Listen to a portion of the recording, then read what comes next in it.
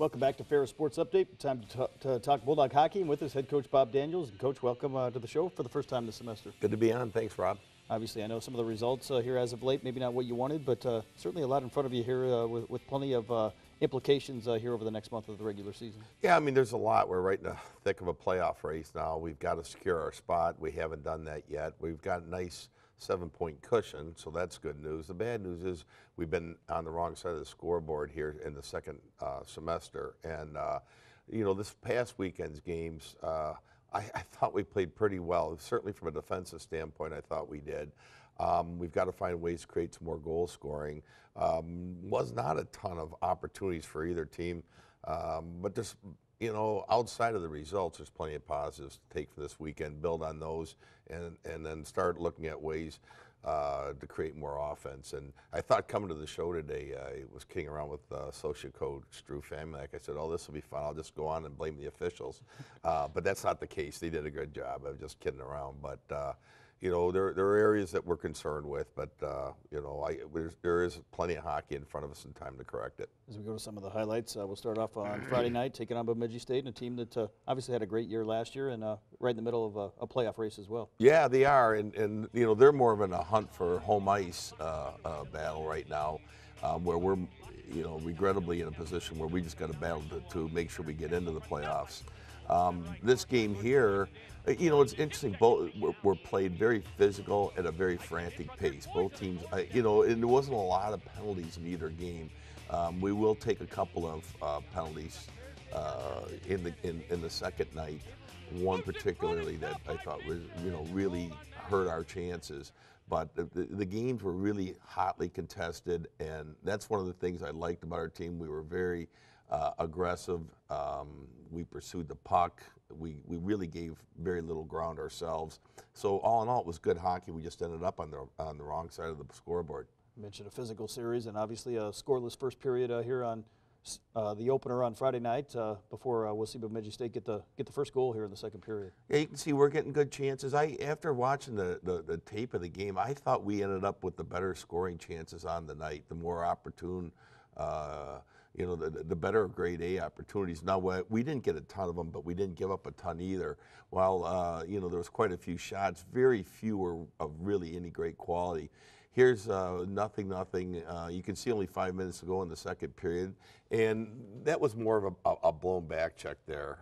You don't really see it, but one of our guys that was supposed to come back and have that third guy picked up didn't come back as hard as he should have. And but when you're playing a team like Bemidji that's not going to give us a lot of opportunities, you can see we get a couple good looks here. Boy, you can't have a slip up. And here's probably the only other real mistake defensively made.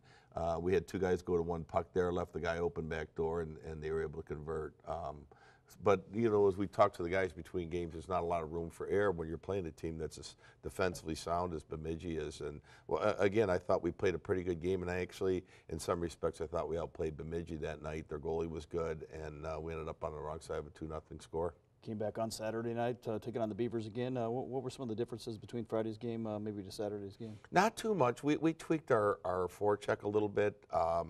And we threw in a couple different offensive zone face-off plays. But, you know, there's not going to be a secret. We had to do more of the same we knew they were going to do. They weren't going to make many changes. They were going to be stifling and strong defensively, and we have to be too. And while we like to open it up, but if you start to riverboat gamble against them, you're just playing into their hands. As we go to some of the highlights, you got off to the quick start here on Saturday night, as we'll see. Wearing the gold jerseys here, Lucas Fenner will get the first goal here for the Bulldogs, his second of the year. Yeah, well, before we get to that, we get a hit from behind here, and that's you know, that's what we're trying to eliminate. Now, I thought 19 did a good job. Once he saw him turn his back, there's Lucas Fenner's goal. But once he turned his back, I thought 19 did a real good job of trying to lay off, but he was already committed to it. Here, Bemidji State will try to get the equalizer, but not able to do so just yet, but they'll get it right here. Yeah, they did there. That's one that you can see he's almost on the goal line. That's one I know Justin Campmaster would like to have back. And in a series where it was going to be as hard fought and hard to score, that's a tough pill for us to swallow. While he had a good game, he did let in 2 goals there that I felt he should have had and he normally would.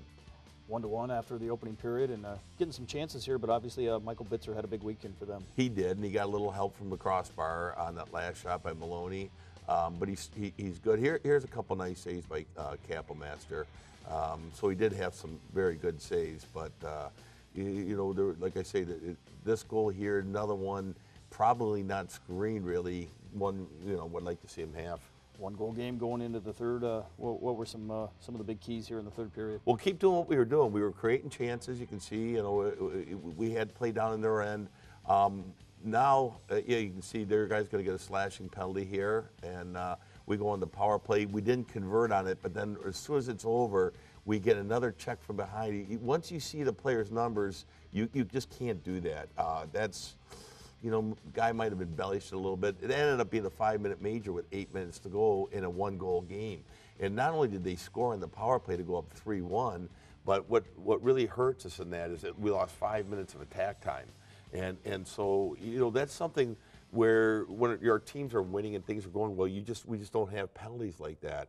And that's the second time Mitch Maloney's done that. Like 2 weeks ago in a 2-2 game with Bowling Green, he is another 5-minute major with about 8 minutes to go, and we ended up on the wrong side of that. So, you know, part of it is Mitch is a very aggressive player, and he, you know, when he commits to those checks, but he's played long enough to know that, hey, you've got to be under control yourself as you're going to make that hit, that if the players' numbers you see them, you've got to hold off. And years ago, they used to not call that. They said it was up to the player that turned his back. It was his responsibility, but that's not the case anymore. And I'm glad they made this change. It's a dangerous game when you get hit head first into those boards. That's when some serious injuries could occur. So something we've got to talk to Mitch about, that's got to stop. He's got to be, he's in charge of being in control when he's going in for that hit. And if it appears like the numbers, you may see the number, you've just got to hold off. This week, obviously, here running out of time, but Michigan Tech and expecting another hard-fought series this weekend. Oh, yeah. No, it will be. Tech will be a little different style of team. They're still very good defensively, but maybe, you know, somewhat similar in styles to Bemidji, but they're probably a little bit more offensive-minded than maybe what Bemidji is. Well, Coach, best of luck to the Bulldogs. Thank you. Appreciate it. That's going to do it for Ferris Sports Update. Follow all the action at ferrisstatebulldogs.com.